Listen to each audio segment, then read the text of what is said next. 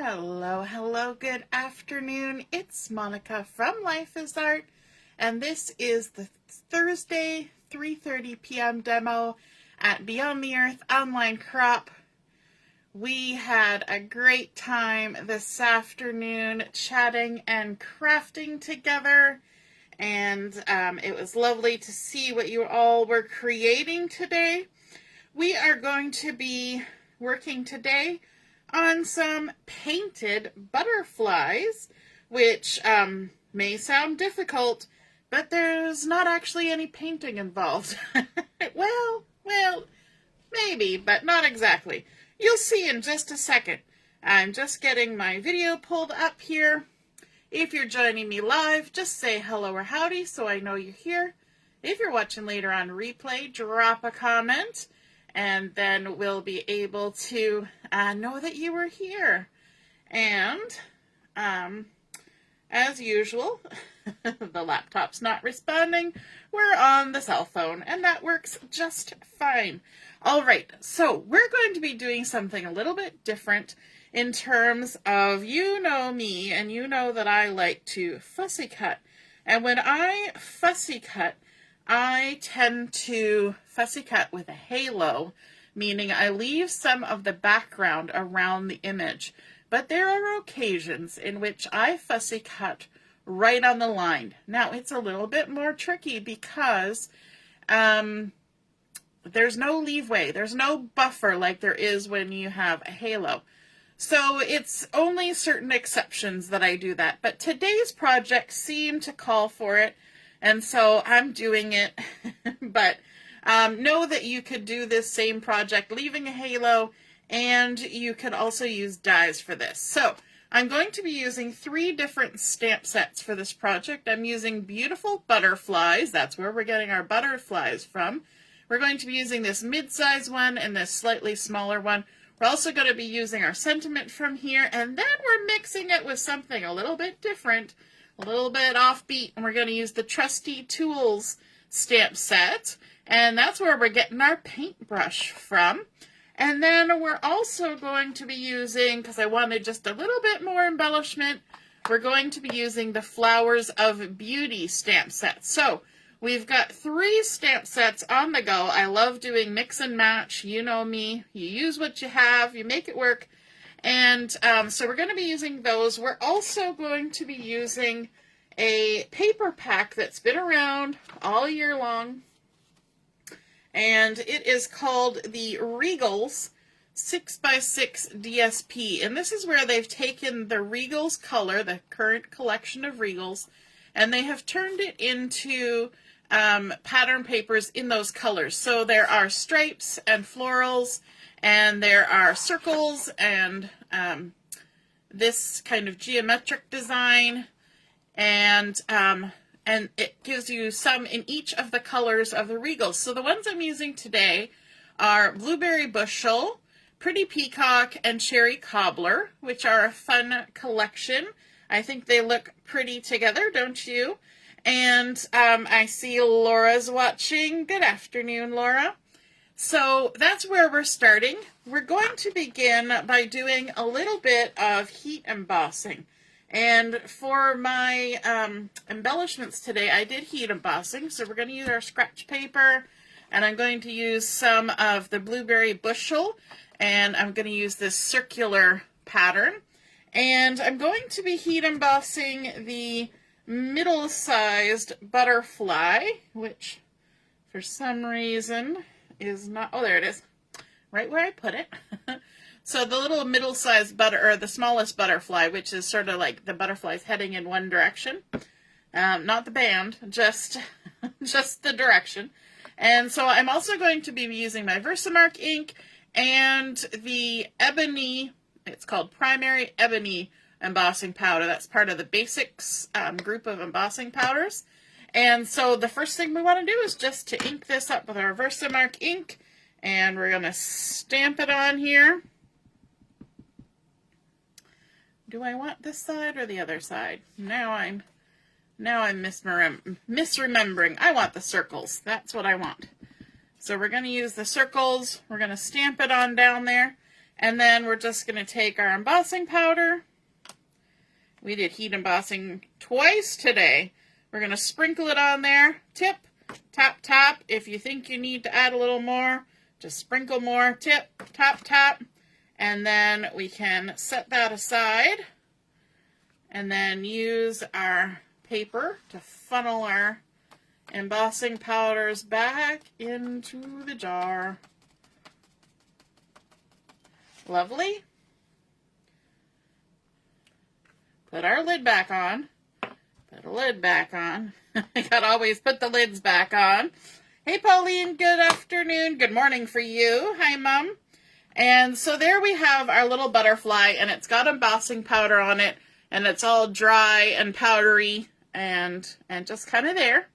And then we're gonna bring in our heat tool. Get it warming up here. And it doesn't take long for this to emboss. So we're just going to go ahead and hit that with the heat. I always hold it up off my work surface so that I don't damage, you know, my table or anything. And we're just going to heat that up, and then we get to see the layer it goes. I love watching it go from dry and powdery to shiny and gorgeous. There we go. Now if I tip this way and that, hopefully you can see it catching there in the lights, so it's all nice and shiny.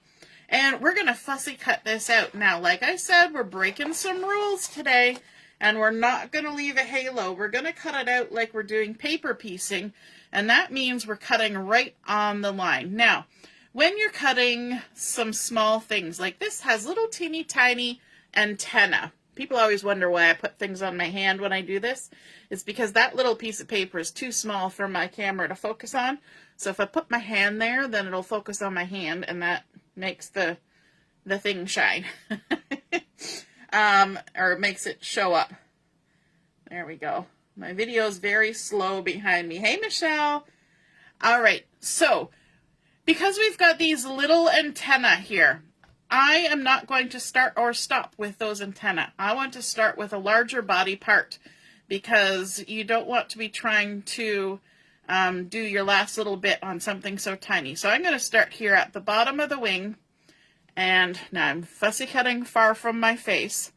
I'm just going to follow, and weirdly enough, when you're following alongside heat embossing, there is sort of a little ridge there, and your scissors, if you're following it, can actually feel where that ridge is, where the change between paper and embossing is. And so it almost guides you a little bit. If you're too vigorous, then it's not. Look at the ink I've got on myself. It's almost like we've been crafting today. So we're just going to follow really close. Now, how often do I trim this close to things this tiny? Rarely. Very rarely. But sometimes, for a very special something, it might just be appropriate. And so we practice, you know, practice makes progress. And if anything happens and you accidentally lop off your antenna, don't worry about it. You can either try embossing it again or just glue it back on. It's paper. You can glue it back on.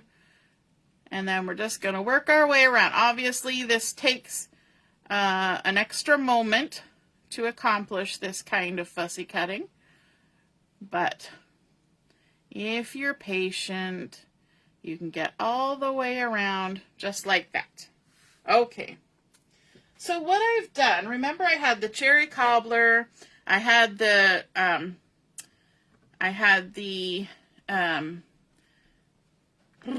pretty peacock, and I had the blueberry. So I've gone ahead and I've done large butterflies, medium butterflies, and then I did the little flowers from that flower stamp set I showed you. The Flowers of Beauty. I did the little outline, this one here, which I really love. And I used those 3 different colors, and I used different patterns for each of them. So I've got stripes, circle, flowers, leafies. And I found that doing it with the black heat embossing made them stand out. If I tried just stamping in black on there, the lines didn't show up as crisply as they do with the heat embossing. I tried white heat embossing. It wasn't the look I was going for. And I even tried clear embossing, and that was definitely not the look I was going for. So the black was the best choice for this because these are fairly dark, rich color. They're Regal colors. And so the black heat embossing worked well. Now, I've just got them sitting on here because I wanted you to be able to see the selection that I have. But what I'm going to do is I'm actually going to be building on my card base. But I need to stamp one more thing before I do that. And that is the paintbrush from the Trusty Tools stamp set. So in the Trusty Tools stamp set, we have a brush, we have the handle, and we have a little gobby of paint that goes on the bristles of the brush. So I've got here some Pecan Pie, which is a nice brown color, and I'm going to envision that the handle of my paintbrush is Pecan Pie. So I'm going to try this a little bit different. I have been doing stamping the outline first. I'm going to try stamping the handle color in the Pecan Pie. Ooh, look at that. And I'm going to see how well I line it up by stamping that first and then coming in with the outline. So I've got my Tuxedo black Memento ink that doesn't want to open. And I'm going to come in with the outline. Now, of course, I'm also on camera, and so everything is well and truly far away from me. So this might be a touch more difficult. I don't think I lined up 100%. No, I definitely did not, but that's okay. I didn't line up 100% on any of them. I could, of course, flip over and try again, but I'm just going to go with that, I think. Maybe. You know what? No, I'm going to restamp it. I'm going to go back to the way I usually do it. I was trying something new, thinking, you know, it could work out. Let me grab another piece of scrappy white. See? I keep all my little scraps. And I'm not going to throw out that paintbrush because I will use it for something else. I'm just not going to use it on this. All right. We're going to go back to ye old method. Stamp the outline. But to be honest, it doesn't, my eyeballs don't line it up quite right, even going this way. Hey, Heather, and Brenda's here too. Hello, hello. All right, let's try this again. Let's ink it up, come as close as I can to my face, and stamp it on down. Yeah, see, it's not perfectly lined up, but I'm okay with that. It's a little better than it was. The only part that I was concerned about on the other one, I'll show you the comparison, is that I didn't get all the way up to the end of the handle there. And I kind of didn't like that look. I don't mind if it's showing a little bit on the edges because we'll just pretend those are highlights, you know, glinting in the light. Now we're going to turn it around like this. We're going to bring in the little bit that adds some paint to the end of our brush. And I'm going to stamp with some pretty Peacock for this one, because we're adding one of the colors here. I'm going to ink that up. And again, I'm going to have to come close to my face. This one I also have trouble lining up. Actually, I did better on that one than any of them. But what I do is I just do first and then second and try to get a little closer to the end. But that one actually did pretty good.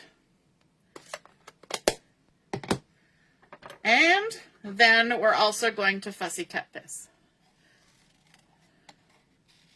Now, this set does have dies to cut them out, and I do own the dies. However, I was at my mom and dad's on the weekend for a retreat with some of you, and I left my Big Shot sitting right where we were using it.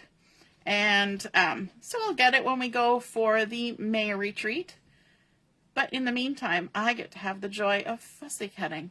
And the dies wouldn't work for this particular project anyway, because I'm cutting on the lines, even for the paintbrush. Now, I am not going to cut out the hole in the center of the handle. Why? Because I'm using a white card base, and it would make no difference, so why hassle myself? So then you might wonder, well then why aren't we just stamping this on the card base? Good question. Part of that is because sometimes when you stamp with strong colors, they could potentially show through to the inside of your card. And secondly, I'm going to pop some of these up with some dimensionals. You can't do that if you stamp directly on the card base. Right. Right. I knew you would understand. All right, let's do the little zigzag across the end of our paintbrush with all the lovely little bristles. You can see how I turn my paper. My scissors do move sort of like this a little bit, but not dramatically when I'm fussy cutting. There we go. Our nice little paintbrush. How sweet are those? Little doodads. Now, I have done a paintbrush in the Pretty Peacock, and I have done one in the Cherry Cobbler, and I've done one in the Blueberry Bushel. So, we've got all our little paintbrushes. Now, you remember we said this was painted butterflies. So what we're going to do is we're going to bring in our card base, and this is an 8.5 by 5.5 piece of basic white, scored at 4 1/4, so a standard size card. We've creased it on the score line, and we're going to build right on here. So what I want to do is to bring in some of the colors, or the colors, from these embellishments that we've created. And so the first one is the Cherry Cobbler, and I have cut this at just a little bit shy of 7/8 of an inch and 3.5 inches long. Now this particular one, I did do a little tiny triangle, just a little skinny triangle off the end of it on either side, and that's going to make sure that it's not sticking out funny when I get everything together. You'll see why in a moment or two. But what I want to do is I want this one to be right in the center of my card base, which in a 4 1/4 width would be at 2 1/8. So I'm going to center it on that 2 1/8. So we've got 2 1/8 right there, and then we're going to center it and hopefully get it straight-ish, as a nice little painted stripe going down there. Then the other two are a little easier. So I've got my Blueberry Bushel, and I did not adjust the end on this one. If I was going to pop up all my paintbrushes, I might have done that, but this one isn't going to be popped up. I want it about 1/4 of an inch in from the edge. So just line it up there, stick it down, and then I also have Pretty Peacock. Same size, just slightly under 7/8 of an inch. And I'm sure there's a 1/16 measurement that I should be telling you, but nobody wants to cut a 1/16. So it's just shy of 7/8. Some of you don't even want to cut 8ths, so I won't get that complicated. And then we're going to do 1/4 of an inch in, if we can. 1/4 of an inch in. Lay that down. There. Now, I want to do a little bit of spacing so that I can stamp my sentiments. So what I'm going to do is I'm going to put these two down here. Now, don't look at me funny. I know that the colors don't match here on the center. That's because I already put some dimensionals on this one, and I need to do some stamping. So I need them to be flat. So I've got the little hello from the Beautiful Butterflies stamp set. See the little hello there? And that's what I'm going to use as my sentiment, because I think that's just cute, and it works for pretty much any occasion. We're going to stamp that in black. We're going to try and ink it up real good.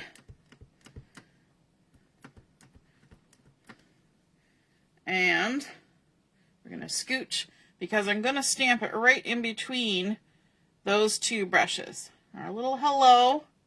There we go. Just a cute little sentiment. Works for all sorts of things. Nice little happy mail sentiment. And then let's go ahead and stick these down. So we're going to add some adhesive on both of these. I'm just going straight down the handle. Easy peasy.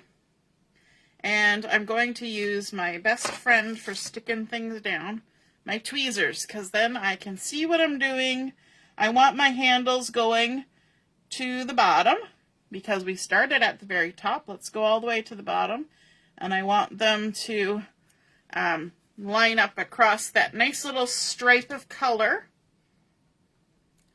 How's everybody doing? Laura says she's loving this. Awesome. All right, now we're going to line this guy up. Again, we're going to the bottom, centered on the stripe. Look at that. Who knew painting could be so easy? And then our last one is our cherry cobbler. I've got some dimensionals here, 2 big ones up there, and then a little edge piece down here on the handle. That's a great way to use up those edge pieces of the dimensionals by sticking them in smaller spots. And again, oh, wait a minute. Spoke too soon. Look at that. I almost made a boo-boo. What I want to do, look at this. I've got a couple of these. These are the linen thread. And I'm down to the last little bit, but that's okay. I only needed a little bit. I'm going to take my linen thread. If it's crinkly because it's been on the roll, then all you got to do is take the edge of your scissors, not open, just closed, and just run it down there. And that takes the crinkle out. Weirdly enough, when you do that to curling ribbon, it curls it up. When you do it to something like thread like this, it actually takes the kinks out. Ask me why? No. All right. So what I want to do is actually tie a little bow on here, but I've gone and taken the backings off. Let me see. Let's see if we can reattach some backings here so that I don't make a muck of everything. You know, usually I stick it down, then I have to peel it off, which is not that attractive with foam tape.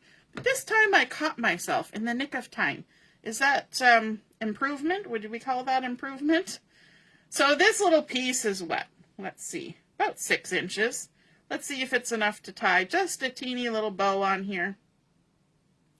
We're just going to do a simple bow. Now, I should mention that this design didn't come entirely from my brain. I saw this idea posted on Pinterest by, and I wrote down the name, Michelle Gleason. And I thought it was super cute and wanted to scrap lift it or crafter lift it. And I'm not doing it identical to what she did because she did some other stuff. But she did use paintbrushes and she did use butterflies. And yeah, so it's her idea. And I'm just using it for my crafting. Who else likes to scrap lift? So we're just kind of fussing with our bow, getting it where we want it, then pulling it tight, and then we can kind of adjust it so that we get it where we want it. Like so. That's super cute. I like the little linen thread. And I'm just going to leave it kind of hither and thither. Let's take our backings off for a second time. Michelle is loving it. Brenda says definitely. Yep. Definitely. We all do our things, don't we? And then let's line this up with the bottom and centered on our stripe. Super cute. Look at that. And I do like that it's a little wonky because that actually makes it go right above my hello, so it's not disturbing my sentiment. And then we need to decorate with our little embellishments that we heat emboss. Now, you'll notice I have 3 of each. I have 3 big ones, 3 mid ones, and 3 flowers. And I kind of made like a tic-tac-toe here, so the same thing is not going to be straight across from each other, there was method to my madness, I guess. So let's go ahead and stick these down, and I'm thinking liquid glue for this. So I've got my liquid glue. Let's start with this little flower first, like that. And just tuck that one right there. And it can be over the edge. This butterfly is going to be over the edge. I'm only adding glue in the center of my images so that there can be some lift. I'm just being cautious with the edge there because I know I could go off the edge quite easily. And there's another butterfly. Super cute. Then this one we're going to add up at the top here, like so. I can even shift it over a little bit if we want. And then our flower, like that. And our little butterfly, like that. The liquid glue gives us a chance to kind of squiggle around a bit. And then our last little guy. Oh my gosh, these are so cute. Let's kind of stick him on a little bit straighter so that they're not all going at the same angle. This one kind of has a given angle because it's kind of a butterfly in motion action happening. But we can kind of play around with it a bit. And then our last little flower going on. Now, we don't have any bling on there yet. I want to show you something. My friend Samantha gave me a little gift. Well, she gave me a lot of gifts over the weekend, but she gave me this that she purchased somewhere that holds my glue upside down. So you notice how when I started, I didn't have to wait for all the glue to show up? Woohoo! She's so thoughtful. All right. And so now I want to add some bling on here, but I wanted bling in the colors that I'm using. The problem is I don't have bling in those colors. I do have the frosted loose dots, and there are pretty peacock in here, but I didn't have the other colors, and so I decided that we were going to use our markers to color. I've got these ones here that kind of glittery, and they are the two-tone sparkle gems. And you'll notice there are some here that are colored. So let me just show you what I did. I took my blueberry bushel using the brush tip, and I just went ahead and just colored. And you can even color it once and then color it again if you want an even stronger color. Let it dry, color it again.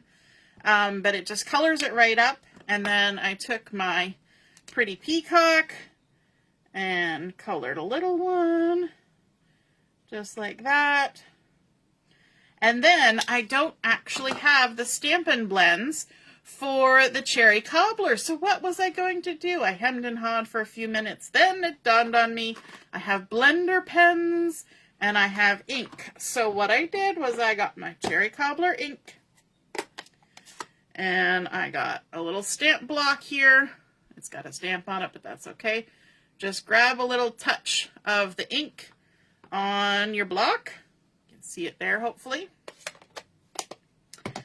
And then you can take your blender pen and you can swizzle it around in the ink, pick up the color, and then look at that. Boy, oh boy, I now have cherry cobbler sparkles, and the sparkles do show through the colors. So there we go. You can see those colors now. They're all going to match what I want. So that's a fun way. And then to clean off your blender pen, just take scrap paper and just give it a little swizzle, swizzle, swizzle. Now, obviously, like, I could dip it once and color all the embellishments I want. But then eventually the color is going to fade and it's going to leave. And then I'll be left with just a clear blender pen with a lid. It does stain the tip though, and I've used that one for different color reds a lot, so don't be surprised that it's red. It is what it is. That's just how it happens. Okay, so now that we've colored these up, we can add them to our project. So let's grab a blue one, and we can just tuck it right in there like that, just like it was meant to be. And then let's add one up here. It can even go off the edge. We've got another one here. Let's see, we'll tuck it right in there. Just making a nice little bit of sparkle on there in the color that we want. And then let's add some cherry cobbler, like that. Super cute. Love it. And then our pretty peacock.